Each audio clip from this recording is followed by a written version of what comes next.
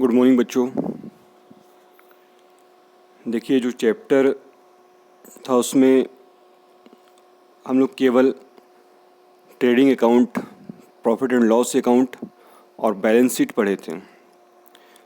अब देखिए उसके बाद चैप्टर नंबर 15 जो है एडजस्टमेंट, वो तो चैप्टर हम लोग कंप्लीट किए हैं, उसी चैप्टर से संबंधित चैप्टर ये भी हैं। ठीक है। और इसके बाद चैप्टर नंबर 16 जो है वो भी तीनों चैप्टर जो है, चैप्टर नंबर 14, चैप्टर नंबर 15 और चैप्टर नंबर 16, ये तीनों चैप्टर जो है एक दूसरे से संबंधित हैं। ठीक है। तो देखिए इसमें सबसे पहले क्या समायोजन जो है इसका अर्थ क्या होता है। देखिए क्या बोल रहा है, व्यापार के वास्तविक परिणामों तथा आर्थिक स्थिति के सही मूल्यांकन के लिए यह आवश्यक है कि संबंधित अवधि में हुए समस्त व्यवहारों को अंतिम खातों में शामिल किया जाए।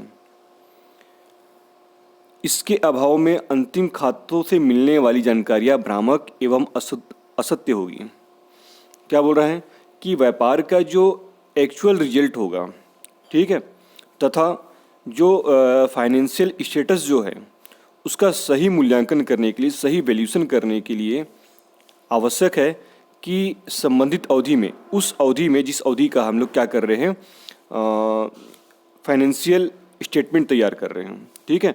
तो उस अवधि में जितने भी व्यवहार हुए हैं, ठीक है, उसको क्या करना है, अंतिम खातों में, ठीक है, फाइनल अकाउंट में शामिल करना है, इंक्लूड करना है। इसके अभाव में फाइनल अकाउंट क्या है, फाइनल अकाउंट से मिलने वाली जानकारियाँ क्या होगी, भ्रामक एवं असत्य होगी। ठीक है।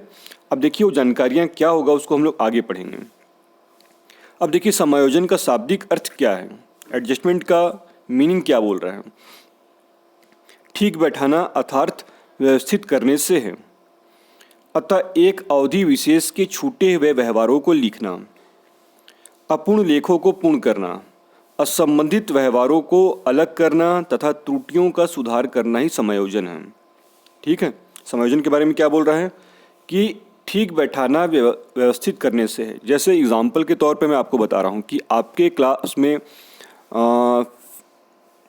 14 जो है 15 स्टूडेंट्स हैं, तो क्या हो रहा है कि 15 बच्चों की ही जगह है क्लास में, और एक स्टूडेंट जो है वो एडमिशन ले रहा है। ठीक है। तो 15 की जगह थी, तो क्या किया जा रहा है, एक को एडजस्ट किया जाएगा वहाँ पर। ठीक है। तो देखिए क्या बोल रहा है कि छूटे हुए व्यवहारों को लिखना है। जो व्यवहार छूट जाता है, जो ट्रांजैक्शन छूट जाता है उसको लिखना। अपूर्ण लेखों को पूर्ण करना, जो लेखा अपूर्ण हो गया उसको क्या करना है, पूर्ण करना। असंबंधित व्यवहारों को अलग करना, जो एक दूसरे से संबंध नहीं रखते हैं वो व्यवहार को क्या करना है, उस ट्रांजैक्शन को क्या करना है, अलग करना है। तथा क्या करना है, त्रुटियों का सुधार करना ही, जो गलती हो गया उसका सुधार करना ही क्या है, समायोजन है। तथा अवधि की समाप्ति पर इस प्रकार के सभी व्यवहारों को व्यवस्थित करने हेतु नकल विशेष में की जाने वाली प्रविष्टियां ही क्या होती है, समायोजन प्रविष्टियां, एडजस्टमेंट एंट्रीज कही जाती हैं। क्लियर है। देखिए थोड़ा सा मीनिंग आपको भी समझ में नहीं आ रहा होगा, जैसे हम लोग चैप्टर को आगे पढ़ेंगे तो आपको समझ में आता जाएगा, तो हड़बड़ाने की आवश्यकता नहीं है। ठीक है। अब देखिए क्या है प्रमुख एडजस्टमेंट, इम्पोर्टेंट एडजस्टमेंट। ये जो पॉइंट्स में दिया हुआ है, इन क्या करना है, जो मत दिए हुए हैं आपके सामने, ठीक है, करीबन 13 मत दिया हुआ है, 13 पॉइंट्स में दिया हुआ है, 13 आइटम्स। तो इन सारे आइटम्स के बारे में हम लोग को नहीं पढ़ना है। जो बहुत ज़्यादा यूज होता है तो 6-7 पॉइंट जो है इसमें, वही हम लोग को क्या करना है, बार बार हम लोग को क्वेश्चन में मिलता है। जैसे देख लीजिए दिया हुआ है पहले नंबर पे क्लोजिंग स्टॉक, अंतिम रहतिया। ठीक है। तो ये तो जैसे मैं आपको पहले बताया था कि अंतिम रहतिया जो है हमेशा आपको ट्रायल बैलेंस जो क्वेश्चन रहेगा उस बॉक्स के नीचे दिया रहेगा। ठीक है। तो क्लोजिंग स्टॉक का लेखा 2 जगह पर होता है, एक तो व्यापार खाता के क्रेडिट पक्ष में होता है और दूसरा कहाँ होता है, तो बैलेंस शीट के एसेट्स पक्ष में होता है। ठीक है।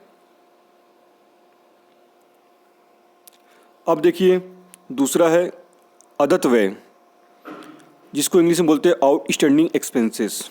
ठीक है। उसके बाद है तीसरा प्रदत्त व्यय, जिसको इंग्लिश में बोलते हैं प्रीपेड एक्सपेंसेस।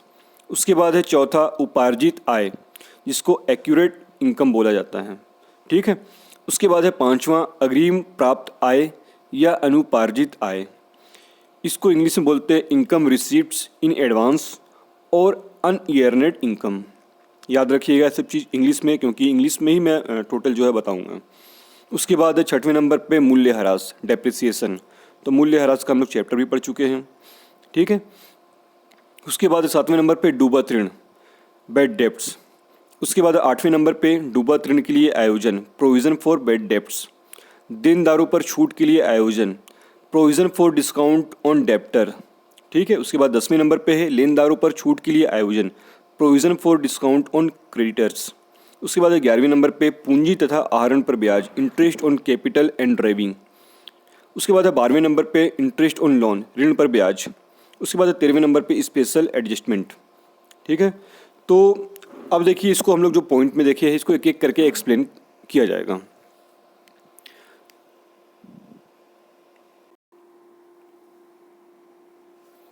देखिए सबसे पहले नंबर पे दिया हुआ है अंतिम रहतिया, अंतिम स्कंद, और इंग्लिश में बोलेंगे क्लोजिंग स्टॉक।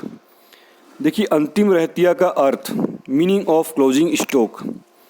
तो अंतिम रहतिया क्या होता है, यहाँ पास क्या किया जा रहा है, एक्सप्लेन किया जा रहा है। वर्ष के अंत में ना बिके माल को ही अंतिम रहतिया या अंतिम स्कंद कहा जाता है। सपोज आप व्यापार कर रहे हैं, ठीक है, तो वर्ष के अंत में जो माल बिकने से रह जाता है, ठीक है, जो माल बिका नहीं है, जो माल बिकने से रह गया है, उसी को क्या बोलते हैं, अंतिम रहतिया या अंतिम स्कंद कहा जाता है। व्यापार के परिणामों व आर्थिक स्थिति की सही जानकारी के लिए अंतिम रहतियों को मूल्यांकित कर इसे बहियों में लिखा जाना आवश्यक है। देखिए व्यापार का जो परिणाम जो होता है, आर्थिक स्थिति जो होता है, फाइनेंशियल स्टेटस क्या है, उसका सही जानकारी प्राप्त करने के लिए क्या किया जाता है कि अंतिम रहतियों को हम लोग क्या करते हैं, मूल्यांकित कर, उसको वैल्यूट कर, क्या है, उसे बहियों में फर्म के बुक में जो है, व्यापार के बुक में लिखा जाना आवश्यक है। अब देखिए सेकंड पैराग्राफ में क्या बोल रहा है अंतिम रहतिया का, कि अंतिम रहतिया का मूल्यांकन सामान्यतः लागत मूल्य अथवा बाजार मूल्य दोनों में जो कम होगा उस पर ही किया जाता है। देखिए अंतिम रहतिया का जो वैल्यूएशन जो होता है वो किस पर होता है, तो जो लागत मूल्य होगा, कॉस्ट वैल्यू होगा, और मार्केट वैल्यू जो होगा, उन दोनों में जो भी कम होगा उस पर ही किया जाता है। क्लियर है। अब देखिए एडजस्टमेंट दिया हुआ है, एंट्री समायोजन, उसका समायोजन कैसे करना है, जनरल एंट्री कैसे करना है। तो क्लोजिंग स्टॉक अकाउंट डेबिट होता है टू ट्रेडिंग अकाउंट, ठीक है। नरेशन में क्या लिखेंगे, being closing stock taken into account. तो याद रखिएगा जनरल एंट्री का उतना वैल्यू नहीं है इस चैप्टर में, सिर्फ यहाँ पास बता दिया गया है। अब देखिए जो सबसे इम्पोर्टेंट जो है वो यहाँ पास दे दिया है महत्वपूर्ण बिंदु के रूप में, ठीक है। महत्वपूर्ण बिंदु में क्या लिख रहा है, पहले नंबर पे क्या बोल रहा है, उक्त प्रविष्टि उस दशा में की जाती है जबकि अंतिम स्कंद को तलपट के बाहर लिखा गया है। देखिए अभी इससे पहले जो चैप्टर हम लोग पढ़े थे, जो 2 क्वेश्चन देखे थे जिसमें हम लोग को trading account, profit and loss account और बैलेंस शीट भी बनाना था, तो उस क्वेश्चन को आप एक बार फिर से उठाकर देखिएगा कि अंतिम स्कंद कहाँ पर दिया हुआ था। तो जो क्वेश्चन दिया हुआ था, जो ट्रायल बैलेंस का जो बॉक्स बना हुआ था, उस बॉक्स के नीचे दिया हुआ था अंतिम स्कंद, क्लोजिंग स्टॉक, ठीक है। तो उसी के बारे में बता रहा है कि उक्त प्रविष्टि, मतलब ये जो प्रविष्टि करना है उस दशा में की जाएगी जब अंतिम स्कंद को तलपट के बाहर लिखा जाएगा, बॉक्स के बाहर लिखा जाएगा। अंतिम स्कंद का मूल्य यदि तलपट में प्रदर्शित किया जाता है, यदि मान लीजिए क्लोजिंग स्टॉक तलपट के अंदर दिया हुआ है, तो इस सिचुएशन में, इस स्थिति में समायोजन प्रविष्टि नहीं की जाती है, ठीक है।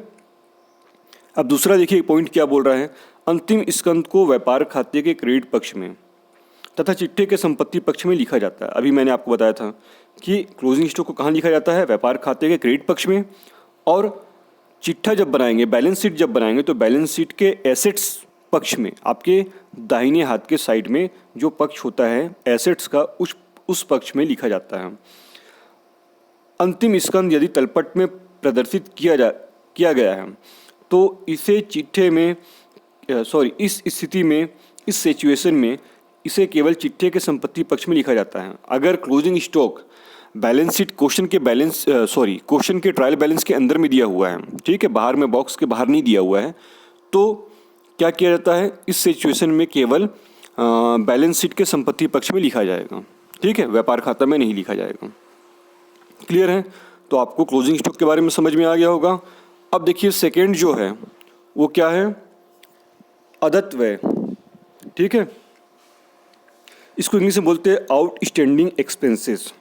अब देखिए इसमें क्या एक्सप्लेन किया जा रहा है आउटस्टैंडिंग एक्सपेंसेस के बारे में। ऐसे व्यय जिनकी सेवाएं तो प्राप्त कर ली गई हैं परंतु उनका भुगतान अभी तक नहीं किया गया है, अदत्त व्यय कहे जाते हैं। देखिए जो व्यापारी होता है उनके यहाँ जो मजदूर काम कर रहे हैं, जो कर्मचारी काम कर रहे हैं, ठीक है,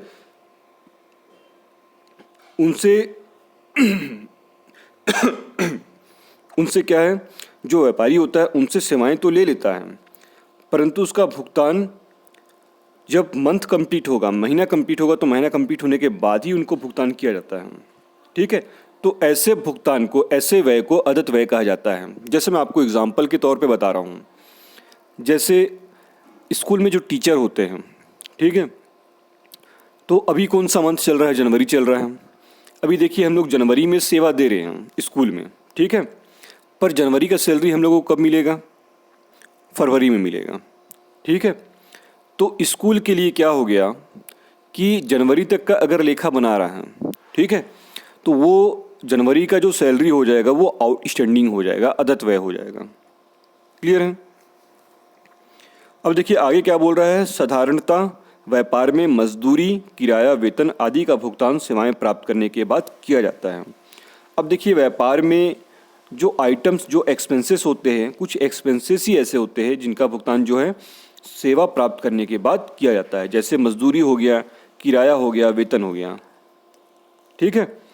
उसके बाद क्या बोल रहा है कि अदत्त व्यय चूंकि चालू व्यापारिक वर्ष से संबंधित होते हैं। जो आउटस्टैंडिंग एक्सपेंसेस होता है वो क्या होता है, करंट ट्रेडिंग ईयर से क्या होता है, रिलेटेड होता है, मतलब चालू व्यापारिक वर्ष से संबंधित होते हैं। इसलिए आवश्यक है कि ऐसे व्ययों का लेखा इसी वर्ष से संबंधित अंतिम खातों में कर लिया जाए।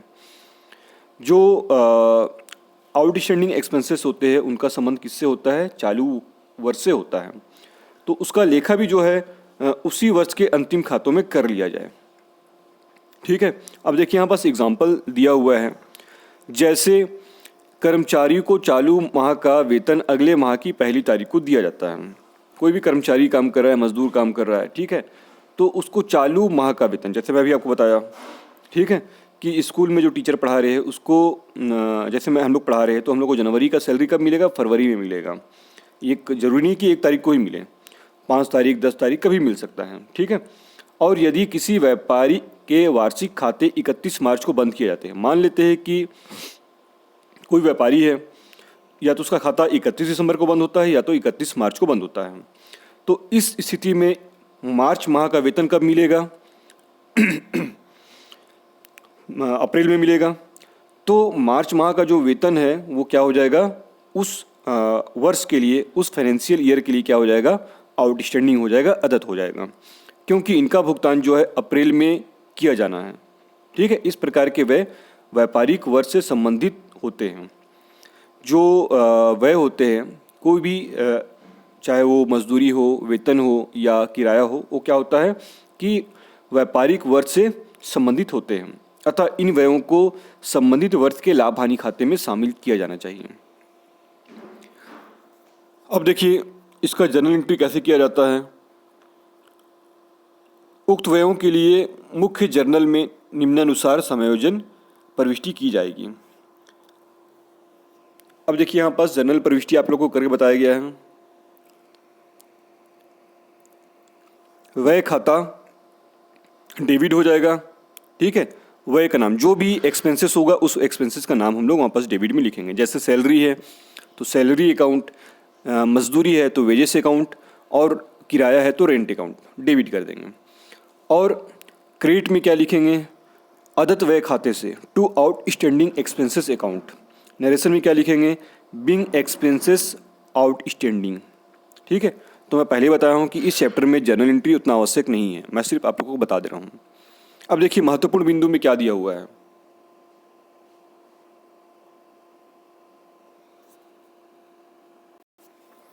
अभी देखिए महत्वपूर्ण बिंदु में क्या बोल रहा है कि पहले पॉइंट में दिया हुआ है, आप लोग को दिख नहीं रहा होगा वहाँ पास, अपने बुक में देख लीजिएगा पेज नंबर 447 में।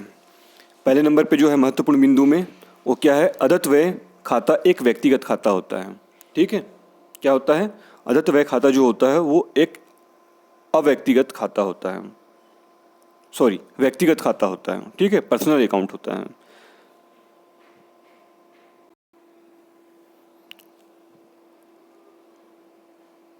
उसके बाद दूसरा पॉइंट में क्या है महत्वपूर्ण बिंदु में, अदत्त व्यय की राशि संबंधित व्यय में जोड़कर व्यापार एवं लाभ हानि खाते में डेबिट पक्ष में लिखी जाती है। देखिए अदत्त व्यय जो भी आपको समायोजन में दिया रहेगा, ट्रायल बैलेंस के नीचे दिया रहेगा, उसको क्या किया जाएगा, संबंधित व्यय में। मान लेते हैं कि अदत्त वेतन है तो अदत्त वेतन को वेतन में जोड़कर दिखाया जाएगा, अदत्त मजदूरी होगा तो मजदूरी में जोड़कर दिखाया जाएगा। पर देखिए वेतन जो होता है वो क्या होता है, अप्रत्यक्ष व्यय होता है, तो अप्रत्यक्ष व्यय किस में जाएगा, लाभ हानि खाता में जाएगा, डेबिट पक्ष में।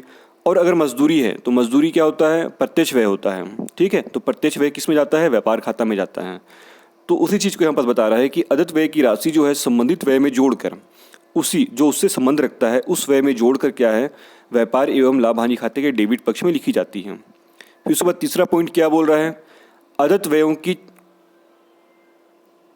देखिए तीसरा पॉइंट में क्या बोल रहा है, अदत्त व्ययों को चिट्ठे के दायित्व पक्ष में लिखा जाता है। देखिए अदत्त व्यय मतलब देना बाकी है।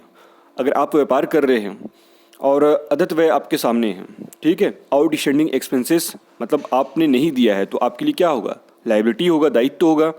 तो हमेशा जब बैलेंस शीट बनाएंगे तो बैलेंस शीट के दायित्व पक्ष में ही लिखा जाता है। ठीक है, उसके बाद चौथा पॉइंट देखिए क्या है,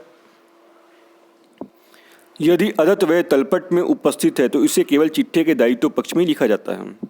अब देखिए अगर आउटस्टैंडिंग एक्सपेंसेस, चाहे वो सैलरी से रिलेटेड हो या वेजेस से रिलेटेड हो या रेंट से रिलेटेड हो, अगर वो ट्रायल बैलेंस मतलब क्वेश्चन का जो बॉक्स दिया रहेगा उसके अंदर दिया हुआ है तो उसे केवल हम लोग अपने सॉल्यूशन में केवल चिट्ठे में ही शामिल करेंगे और चिट्ठे में केवल लायबिलिटीज़ कॉलम में क्या है लिखेंगे। क्लियर है। अब देखिए एक एग्जाम्पल दिया हुआ है यहाँ, एग्जाम्पल के माध्यम से हम लोग क्या है इसको समझेंगे। देखिए ये जो एडजस्टमेंट दिया हुआ है ये बहुत महत्वपूर्ण है। ठीक है, ये आपको जो आगे चैप्टर मिलने वाला है चैप्टर नंबर 16, ठीक है, तो ये चैप्टर नंबर 16 के लिए बहुत ज़रूरी है। चैप्टर नंबर जो 15 पढ़े हैं वो एक कम स्टैंडर्ड का चैप्टर था। ठीक है, उसके बाद जो हम लोग अभी एडजस्टमेंट पढ़ रहे हैं वो चैप्टर नंबर 16 को सॉल्व करने के लिए, अटेम्प्ट करने के लिए ये एडजस्टमेंट जो है बहुत महत्वपूर्ण है। ठीक है, तो एग्जाम्पल दिया हुआ है। देखिए एग्जाम्पल में क्या बोल रहा है, उदाहरण में उदाहरण दिया हुआ है, 31 दिसंबर 2000 को तैयार किए गए तलपट ट्रायल बैलेंस में कुछ खातों के शेष निम्नानुसार हैं। देखिए खातों के नाम दिया हुआ है, मजदूरी 5700 रुपये और वेतन दिया हुआ है 11,000 रुपये। तो ये ट्रायल बैलेंस है। ठीक है, जो क्वेश्चन है, उदाहरण जो है ये ट्रायल बैलेंस है। तो ट्रायल बैलेंस में हमेशा जो एक्सपेंसेस होता है वो क्या होता है, डेबिट होता है, विकलन होता है। ठीक है, अब देखिए समायोजन में नीचे क्या दिया हुआ है, बॉक्स के नीचे ट्रायल बैलेंस के नीचे समायोजन में क्या लिखा हुआ है कि मजदूरी के 300 रुपये और वेतन के 1,000 रुपये क्या है, अदत्त है, आउटस्टैंडिंग है। अब देखिए ये जो जर्नल एंट्री इसको मैं छोड़ दे रहा हूँ यहाँ पास, ये जो है इसको मैं हटा दे रहा हूँ क्योंकि जर्नल एंट्री आपको इस चैप्टर में नहीं पढ़ना है। ठीक है, अब देखिए आते हैं नीचे व्यापार खाता, ट्रेडिंग अकाउंट। तो ट्रेडिंग अकाउंट में इसका एंट्री कैसे होगा। ठीक है, तो ट्रेडिंग अकाउंट देखिए थोड़ा सा यहाँ पास फॉर्मेट अलग बना दिया है। फॉर्मेट क्या होना चाहिए, पार्टिकुलर अमाउंट। तो यहाँ पास यह ट्रायल बैलेंस टाइप का फॉर्मेट बना दिया है, वो सिर्फ समझाने के लिए आपको बनाया है। ठीक है, तो देखिए व्यापार खाता में मजदूरी क्या होता है, डेबिट होता है। ठीक है, क्योंकि वो प्रत्यक्ष व्यय है मतलब डेबिट होगा। ठीक है, तो टू वेजेस अकाउंट डेबिट कर दिया गया है 5700 रुपये। अब देखिए 5700 रुपये जो है वो पार्टिकुलर अमाउंट में ही लिखा, पार्टिकुलर जो है कॉलम में ही लिखा गया है। ठीक है, उसके बाद उसमें संबंधित जो आउटस्टैंडिंग एक्सपेंसेस हैं, तो क्या है संबंधित आउटस्टैंडिंग एक्सपेंसेस, आउटस्टैंडिंग वेजेस है, ठीक है। तो वेजेस में आउटस्टैंडिंग वेजेस को क्या करेंगे, जोड़ेंगे, ठीक है। कितना है, 300 रुपये, तो जोड़ दे रहे हैं। देखिए यहाँ पर 5700 रुपये दिया हुआ है और उसमें आउटस्टैंडिंग वेजेस को जोड़ रहे हैं, कितना हो गया, 6000 रुपये। उसके बाद आते हैं सेकंड जो है प्रॉफिट एंड लॉस अकाउंट। अब देखिए प्रॉफिट एंड लॉस अकाउंट में वेतन जितने भी अप्रत्यक्ष व्यय होते हैं, इनडायरेक्ट एक्सपेंसेस जो होते हैं वो क्या करते हैं, डेबिट किया जाता है। तो वेतन जो है इनडायरेक्ट एक्सपेंसेस है, अब इसको क्या करेंगे, डेबिट करेंगे। तो देखिए ये डेबिट है, चाहे व्यापार खाता हो ये डेबिट है और ये क्रेडिट है। उसके बाद लाभ हानि खाता में ये डेबिट है और ये क्रेडिट है, ठीक है। तो देखिए लिखा हुआ है कि वेतन खाता से, लाभ हानि खाता में देखिएगा लिखा हुआ है क्या, वेतन टू सैलरी अकाउंट, और उसमें आउटस्टैंडिंग सैलरी को क्या कर रहे हैं, ऐड कर रहे हैं। तो 11,000 रुपये में क्या किए, 1,000 रुपये को ऐड कर दिए, कितना हो गया, 12,000 रुपये। क्लियर है। अब देखिए बैलेंस शीट में, अब आते हैं बैलेंस शीट में। तो चिट्ठा में दे दिया है, पूरा फॉर्मेट बना कर दिया है, लायबिलिटीज़ अमाउंट, एसेट्स अमाउंट, ठीक है। तो मैं पहले बताया था कि जितने भी आउटस्टैंडिंग एक्सपेंसेस होते हैं वो चिट्ठा में किधर दिखाया जाता है, लायबिलिटी में दिखाया जाता है, ठीक है, दायित्व पक्ष में लिखा जाता है। तो अदत्त मजदूरी मतलब देना बाकी है, अदत्त वेतन ये भी देना बाकी है। देना बाकी है मतलब क्या है, आपका दायित्व है, तो दायित्व को आप किधर लिखेंगे, दायित्व पक्ष में लिखेंगे, ठीक है। तो ये देखिए अदत्त मजदूरी 300 रुपये और अदत्त वेतन 1,000 रुपये, दोनों को क्या किया है, दायित्व पक्ष में लिख दिए हैं, ठीक है। अब नेक्स्ट वीडियो में हम लोग क्या करेंगे, नेक्स्ट पॉइंट को समझेंगे।